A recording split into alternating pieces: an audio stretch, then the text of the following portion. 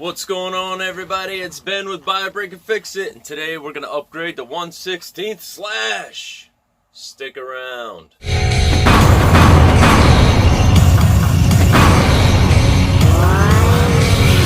Alright, so today we are going to do some upgrades to the 1/16 slash. I still have not ordered any of the metal parts for it, like the spur gear or any of that stuff, but I did get some other things for it. Aluminum shocks, the GTR. These are 7061X. Toe links in aluminum. So that'll be the toe for the tires and wheels. And then we have the push rod links, which, you know, is for the... Come on, camera. There we go. These hook up to the shocks. So we're going to go ahead and get those open and get those installed. And then because we did those, this car has plastic hollow balls. And so we got some steel hollow balls. These are the things that the screw goes through. So. Okay, so first things first, remove all the tires. The push rods are going to be this, and then this, and this. So these are all the push rods, and we'll get those replaced. Okay, to install these hollow balls on here, I take it and I set it down on the counter and then push. And you hear it snap in there. So, and then I just kind of give it a little wiggle to make sure it's moving properly. So down on the table, push, hollow ball. Alright, all the hollow balls are in now. So this should be a pretty easy thing. Probably need your 2mm, yep, 2mm hex driver. And remember, these are the push rods. So we'll take out this screw here, and we'll take out this screw here.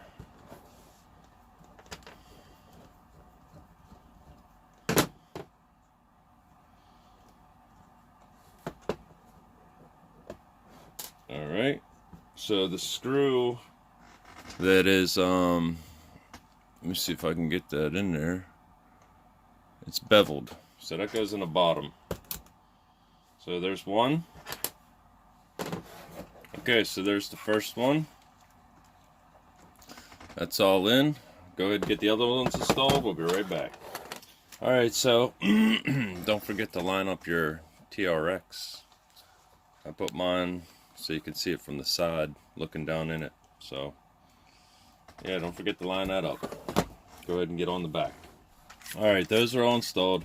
I did have some problems here on the rear because I decided not to do the toe first or the shocks first. So, it'd be a heck of a lot easier if you did the shocks first and had these links off of here and all that. So, I decided not to. As you can see, I still did it. It took a little bit of patience to do it, but and then I have these extra for what, I don't know, but we'll hold on to them just in case we need them in the future. Alright, next we're going to do the toe links. They should be sort of easy. You can get to the inside of the toe link up through here. You can see that right up above my finger. There's a right there. So you can just poke your 2mm nut driver, or sorry, Allen driver, in there, and that'll pop out like so. And then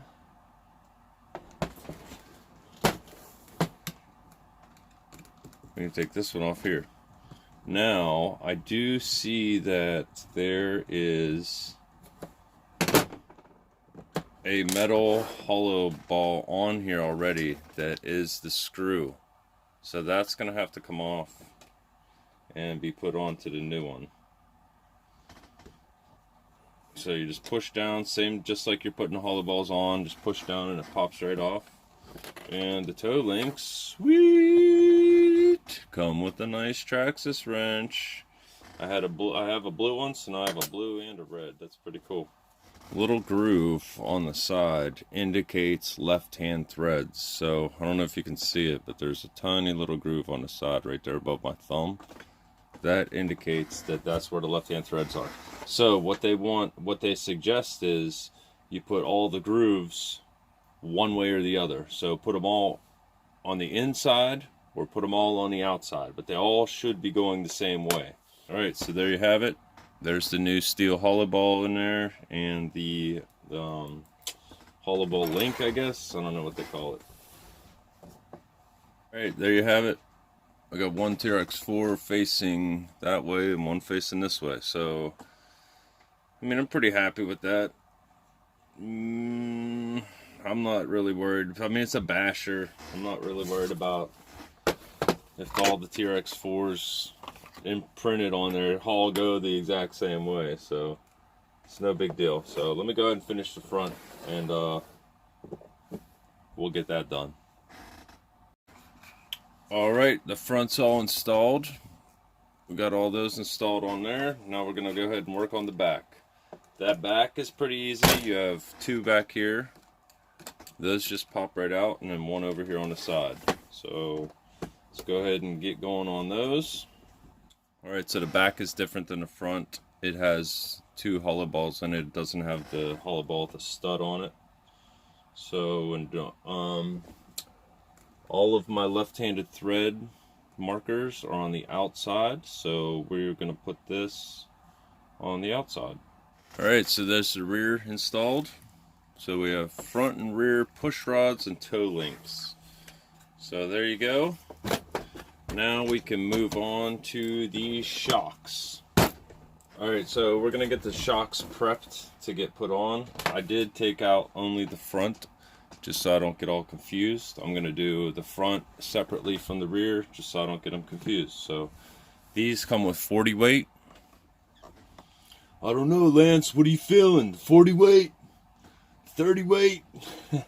It's a Fast and Furious reference for you.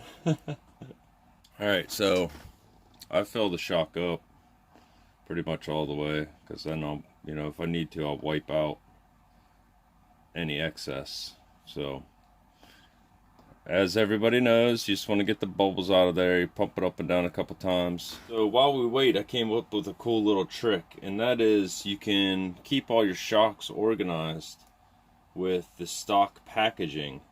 You can use the little cutout down here at the bottom to place your shock in there and let the air bleed out. So usually I have a RC car stand, and they have the circle cutouts so you can just put the shock down in, but this is very convenient because, I mean, it's right here. You already have the package. So I just thought I'd turn the camera back on and give you I'm going to go ahead and set up all four of them, give them 5-10 minutes to let stuff bleed out, and then we'll go from there. Alright, so there's the front and rear. Now, the front ones we'll do first because they're the easiest to do. You have, this will be the 2mm Allen head. So you have this one here and this one here. This one here, this one here. So it's pretty simple. We got to take those off, and then we got to swap over to springs. Alright, I'm just going to do one side at first. So we have the one side off, pull the spring out of the bottom retainer, and then pull the spring out. So these are the red springs. They do make different colors and tension of springs. So I'm just going to set that aside. We will grab one of the front shocks, and we will add a spring to it. Feels pretty good. Okay, it's definitely easier to take them both off at once, because this bracket just pops right out. So it's easier to get both of the shocks in there when the bracket's out. So we'll grab the other front shock. We'll grab the bottom retainer, spring retainer. We'll put that on. And now that we have them off, we can match up the preload.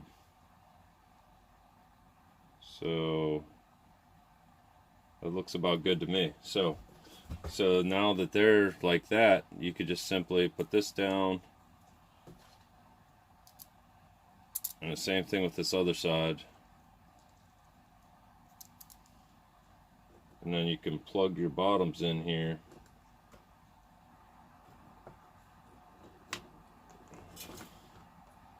After the fact. Alright, front's installed. As you can see. So now we have two new GTR shocks, push rods, and toe links all on the front. So that was a pretty quick install. So let's go ahead and get into this back. So the back is going to be a little bit different. The motor has to be pulled. So to pull the motor, you just take this off, and then there's one down below, I believe. Now with that off, you have full access to the rear shocks. It's pretty easy. Just like the front, we'll take off the two on the top cap first, because that'll allow us to get everything off. Alright, so that top bracket's off. Now both shocks are just laying in there. We can just simply pop off the bottom. Okay, so it's definitely easier to install those two bottom ones first, and then you can get the top one set easier. So that's what I recommend. Do as you please, but that's what I recommend. And then as you see, the top slides right down. Just lift it off the table, and that your A-arms will drop down and your holes will line up then. And then just tighten up these two screws. And make sure this bracket is sitting down in the chassis the way it's supposed to. So there's a little keyway up there that sits in. And then just drive these home. After that, we just install the motor back. So we'll put that back in there. Alright, so this is the point where you would get ready to set the mesh on the spur gear and all that. I am not going to do that because this spur gear is messed up. So I'm just going to set it close and set it by feel. From here, you just hook your motor wires back up to your ESC and install your wheels. Alright, there you have it. All installed, all looking good with some nice anodized aluminum from Traxxas up on there. I like it, I like it, I like it. Everything's lined up, my toes lined up, my camber's lined up, everything's lined up right out of the box. It's a beautiful thing. Alright, so we're going to wrap this video up. I hope you enjoyed the video with the upgrades of the GTR shocks and the aluminum push rods and the toe links. So numbers and everything will be down in the description. Toe link number is 7038X. Let me hold it up to the camera so you can see it. 7038X.